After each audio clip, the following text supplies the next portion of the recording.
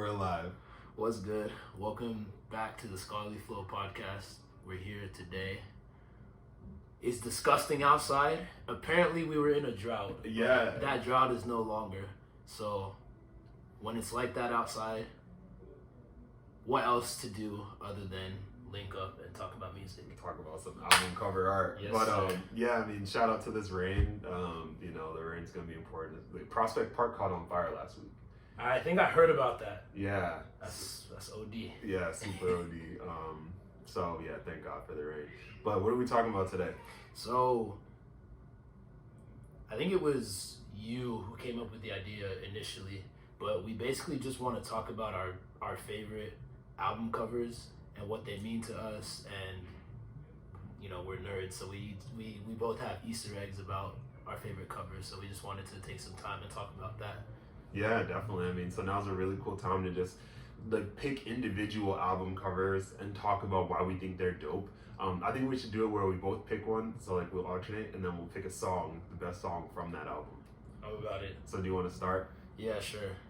So one of the first ones that came to mind for me when we said we were going to do this was Swimming by Mac Miller. Okay, interesting. Let me pull that up. Yeah, and you're pulling it up, but you have a general idea of what it looks like, right? Yeah, okay, I have thoughts on it, but go ahead. Yeah. So it's basically, for those who don't know, which is a shame if you don't know, but for those who don't know, it's a white background and there's like a window in the back. I think it's supposed to be like he's on a plane. Yeah. But then in the middle, he's sitting down in a pink suit in a pensive type mood. And that sticks out to me because I remember when the album first came out.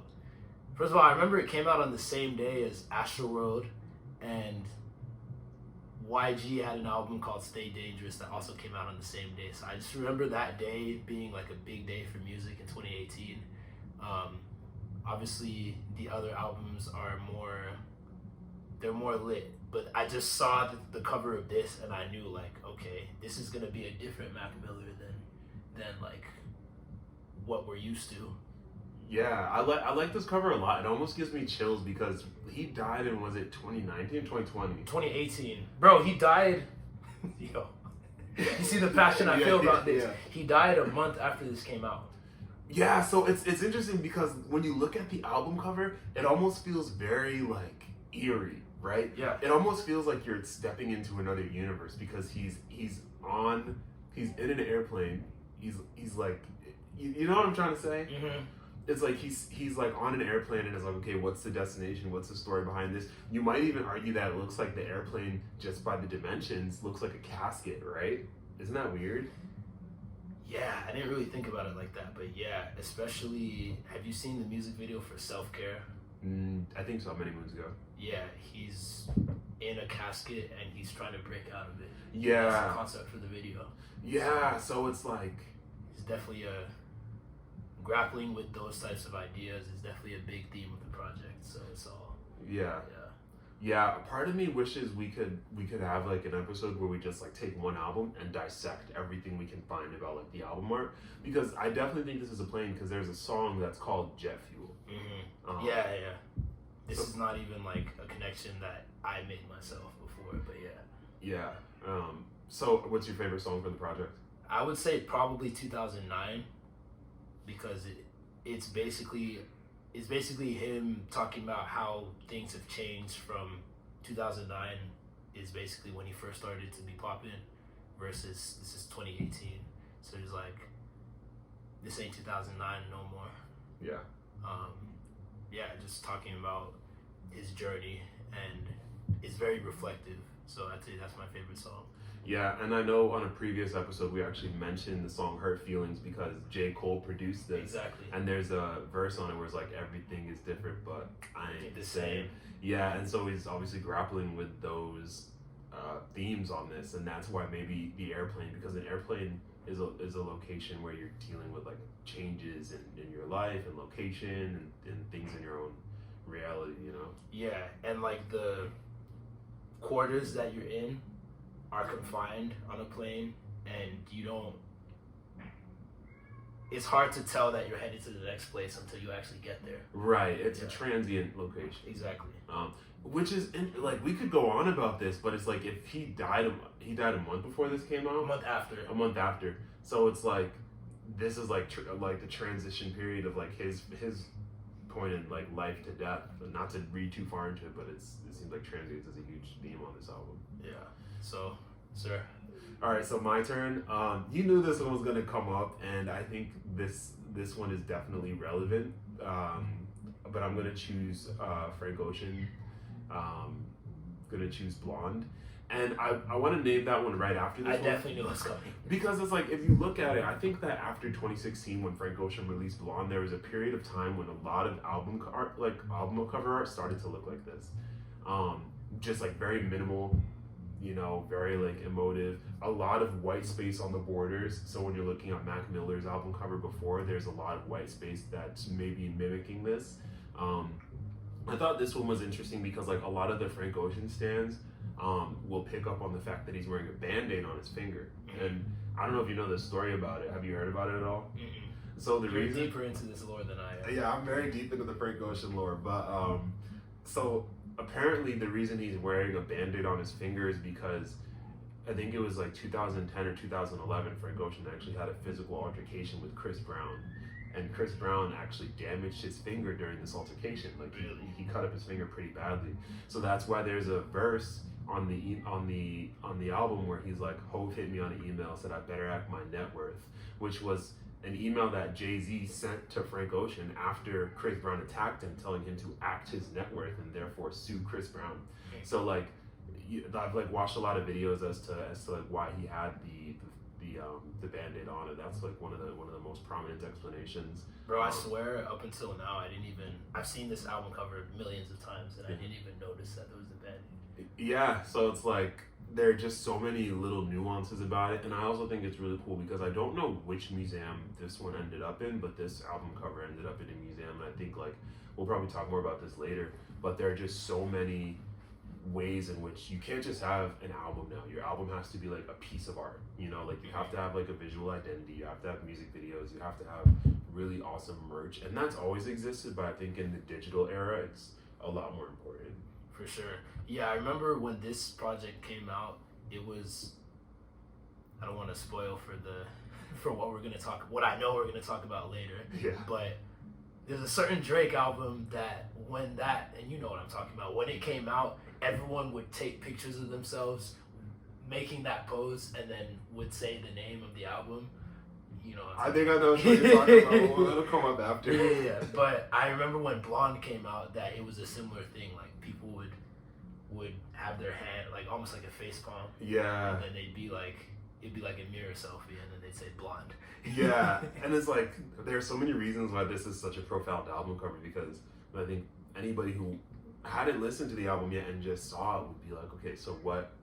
He looks like he's very emotional. Why is he very emotional? Is this going to come out in the music? And then obviously parts of it do come up where you know, the Band-Aid story comes up when he talks about Jay-Z and Chris Brown and all that. So yeah, that's my choice. Yeah. What song on Blonde would you say that most came out for? I think that he makes that reference on Future or Free, like when he's rapping at the end. But like if I had to choose my favorite, I'd probably say Skyline too. I think Skyline is a great song. Mm-hmm. How does that one go again? This is joy, this is summer. I think that's it. Hey, let him know. Let him hear it. Make this thing more proud. Alright, what's your second choice? Alright, so my next choice is... I'm trying to remember. So you really, if you know me in person and like you've been to my place, you really know that a project or an album art means a lot to me if you see it in my room. And so this next one, you can see it in my room, and it's Un Verano Sin Ti by Bad Bunny. And translate for the non-Spanish speaking folks. It means a summer without you. So it came out 2 years ago, and it was really, I listened to some Bad Bunny before, but this was like when I was really starting to get into reggaeton. So I'd say really thanks to this album, Bad Bunny has been my number one on Spotify rap for the past 2 years. So it definitely holds a special place in my heart. And good segue, holds a special place in my heart because the album cover has a heart with a sad face on a beach. And it basically juxtaposes all these ideas of being in love, but also experiencing the sad feelings that come along with it. But also, it's very much about Puerto Rico, where he's from. So like, being in love with someone on the beach in that type of vibe. So it's just a lot of, I think the album art itself like encapsulates the themes that he gets into. And I would say, of the songs on there, Después de la Playa is probably, I don't know if it's my favorite, but it's definitely the one that I first think of when I think of the album cover. My actual favorite song on there would probably be Otro Atardecer, which means another sunset. Is with the Marias, and it's very much, probably even more so than Después de la Playa, because that's more of like a turn up song. But the other one is more like you and this person having this special moment in this type of vibe. I don't know if I'm speaking into the abyss because I know you're not as into reggaeton. Nah, but I'm really vibing with what you're saying. Like, I feel like I really picked up on the essence of this album, especially the theme of the beach and the sadness that comes from like being in love on the beach and the fleeting moment that is. That's dope. It also looks like this was made in Microsoft. Honestly, those are some of the best album covers though. They're not necessarily the most sophisticated looking. Yeah. But they just emote this feeling. Yeah. Okay. All right. So I'm gonna go back to our playlist, and we'll add this playlist on the episode. Yeah. But if I had to choose another one, so just because we're on the theme of international music, I'm gonna choose an album called Tristesse Business Saison 1.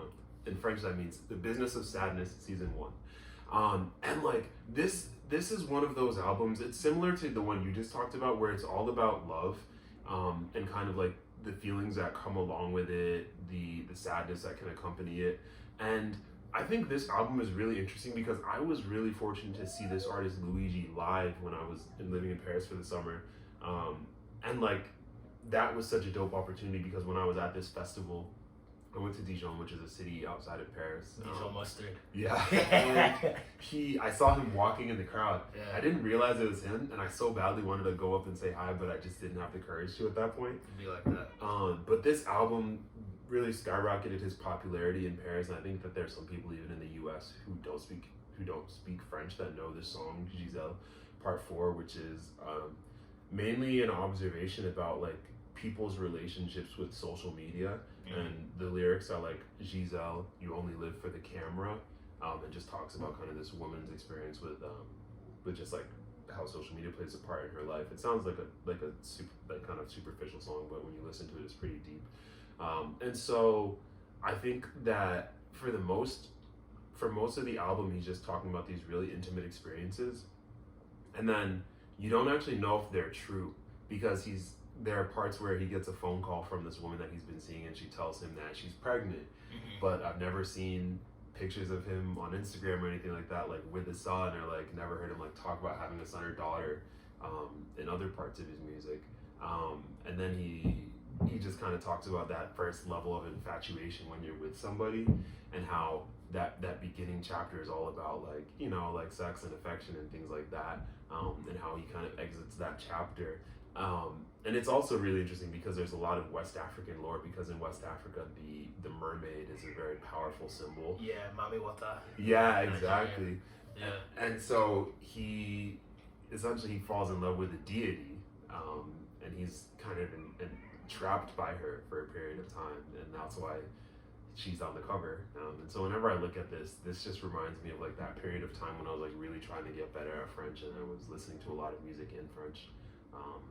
And it was like cold, it was like February, March, and so when I look at this, I imagine being on the J train, just like in a jacket, going to the Flatiron School to Code, just like real deep shit. Yeah, bro, there's such a parallel between that and what I was just talking about, because it was definitely when I was like, I had just gone to Puerto Rico, so I was really trying to like get back into Spanish because it was a part of my life for so long. Yeah. And then Bad Bunny was the biggest artist in the world, so I was like, okay, let me get better at this through doing this. Yeah, and it's like, and yeah, in a lot of ways, like kind of like you mentioned, like if it's on your wall, it obviously means a lot to you, and so there's just this very tangible reaction that one can have when they see a piece of album art that's really emotional for them. Do you think there's another one like that on this playlist?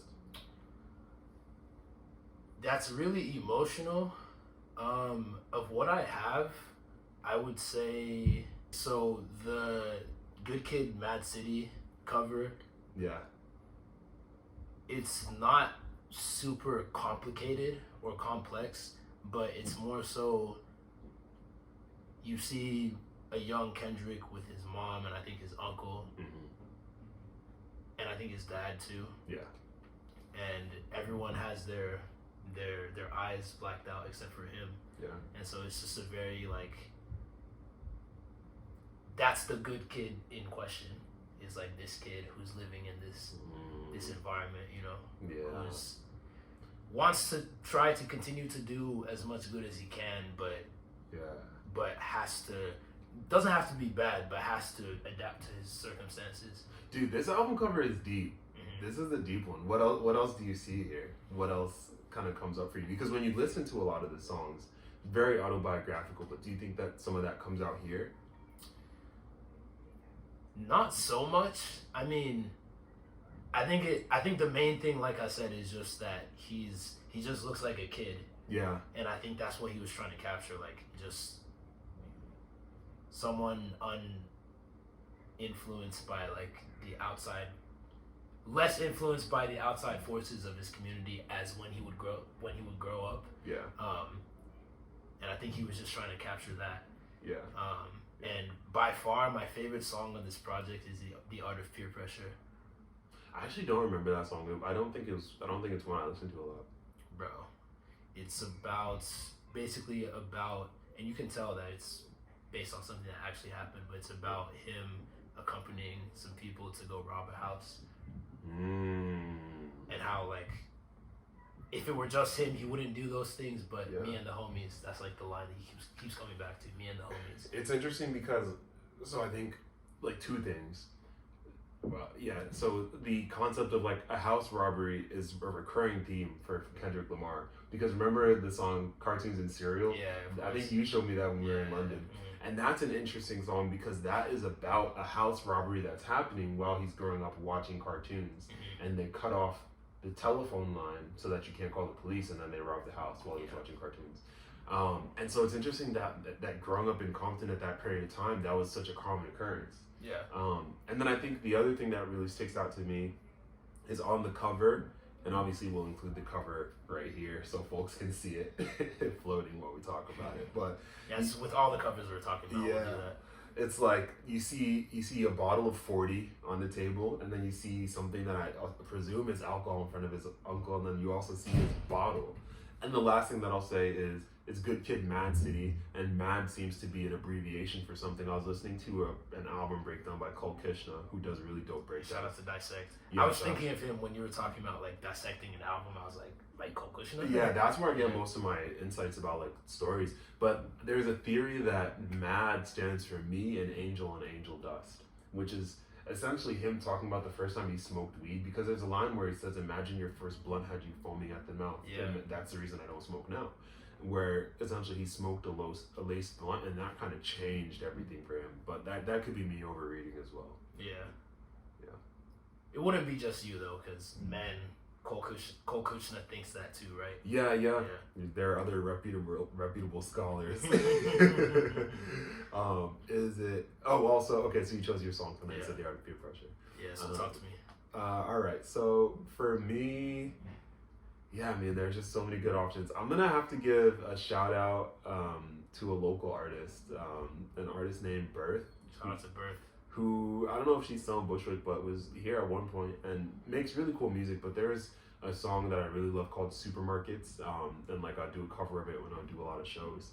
And I really love the album cover because it's very like multi-dimensional. Like if you look at it, her foot is poking through the letter O on it, and it looks like she's falling upside down, screaming "whoa" on the way down. I really love the typography. I really love the coloring on it. It looks like it's in the sky. You can see clouds towards the bottom. And I just think it's really cool because like for me, album art is all about emotiveness. It's like, is there a story that I'm hearing through this? And I think like when you listen to the song, it's almost somebody working through all these different complex emotions. So if I had to give a shout out to 3 songs, it'd be Supermarkets, Parakeets, and Elephants Sing Backwards. But yeah. Yeah, I've never met her, but I remember we were planning on like collabing on a show like maybe 2 years ago, right? Yeah, Borscella. Yeah. Yo. Hey, some future project. Yeah. We'll make the link up happen. Yeah, definitely. Yeah. Your turn. Yeah. So the next album that comes to mind for me, again, it's if you come to my apartment, you'll see it. You'll see it when you walk into my room. Ignorance is Bliss by Skepta.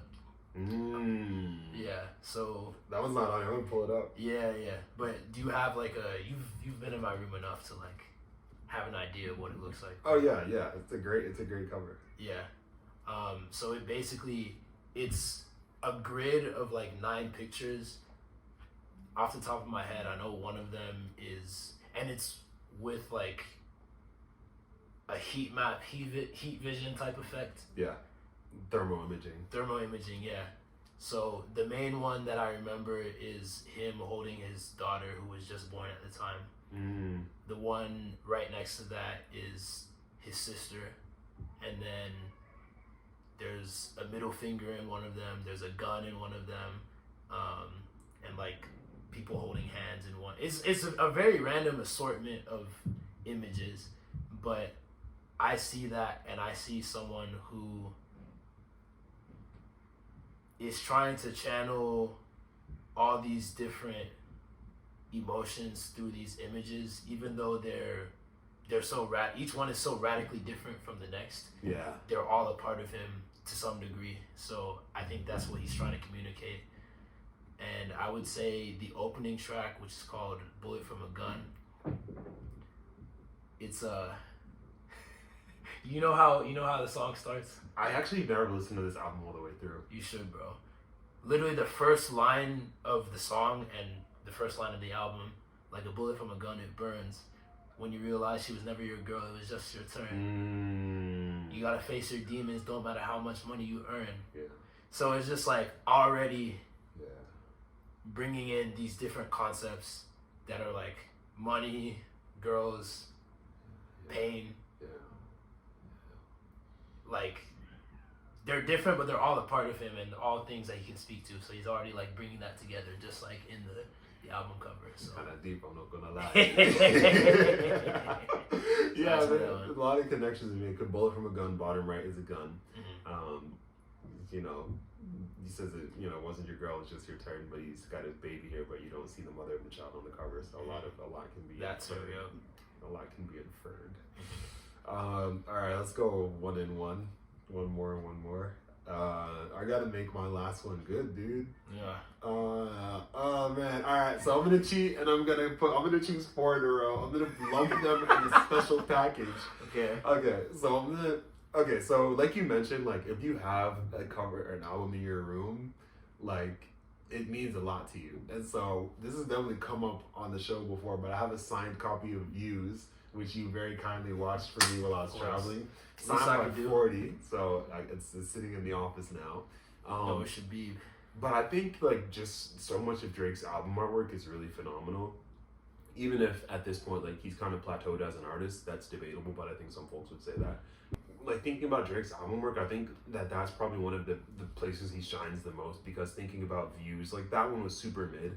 But like, if you're reading this, it's too late. I think that was an emotional cover for a lot of people, because if you look at it, it's almost like a letter that a kid who was running away from home wrote, and they were just like, this was their last note before kind of parting ways or breaking up or something like that. And that was about the record label Cash Money, because they owed him a lot of money, theoretically 10 bands. Okay, I didn't know that was the lore behind it. Yeah, that's just one read on the situation. And then like I thought that as much as I like the album cover for Certified Lover Boy, well, as much as I find it amusing, I don't know if I like it, but I find It was it the amusing. point was shock value with that one. It was shocking because why are there 12 pregnant women on an album cover? I think it's him leaning into like this villain narrative of Drake being like the ultimate fuckboy who has 12 baby mamas theoretically. It's just him being silly. Yeah, and like it got eyes on it. At the end of the day, it did its job. But I will say, I think Drake does a super good job with his album art. My favorite one being "Nothing Was the Same." And that's what I was referencing before. Yes. You remember how many people would be like taking the side profile? Nothing was the same. Yeah. I think even if I scroll back to like high school, yeah, because this came out in like 2013. If I scroll back to those times, I could definitely find myself doing that. Yeah, man. So I think that Drake's album artwork has always been super dope. And if I had to choose a song from all of here, man, I mean, it'd be hard to do that. So I'm not even gonna try. All right. What's the last album artwork that we'll pay homage to? The last one for me would be "The Sun's Tirade" by Isaiah Rashad. Is basically him. It's like a drawing of him jumping, and there's just something about that. And I had listened to Sylvia Demo before. That came out in high school, but then this Sun's Tirade came out in like 2016. But that's like when I really became an Isaiah Rashad fan. Yeah. And it's just something about like the motion of that character jumping that kind of gives this vibe of like, let's go, you know? Yeah. And as far as my favorite song from there, probably "What's Wrong" with Kendrick or "Free Lunch." And their "Took the Shaka" with Sid is cool too. I'm a big Odd Future fan, as y'all know, so it was cool to see that link up. Whoa, you didn't name a Tyler album. I didn't, but honestly I should. And I think the low-hanging fruit for me, because I have it hanging up in my room, is Igor. It's a pink album cover, and it has a picture of Tyler's face with a certain look to it that's almost like Frankenstein. Like that's what they're going for. Yeah. Mm-hmm. Yeah. And it's so different. That's an example of an album cover that you can see and not really know what you're gonna get from the album.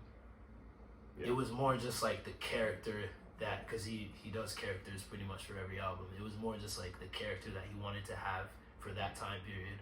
But it's not really.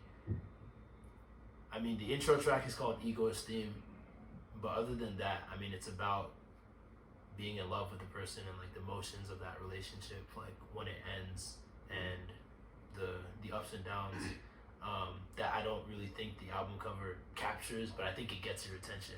Yeah. So. Good stuff. So yeah, look in the bio or the description for this show for a list of the songs that we mentioned, and see you guys next week. Yes, sir. Peace.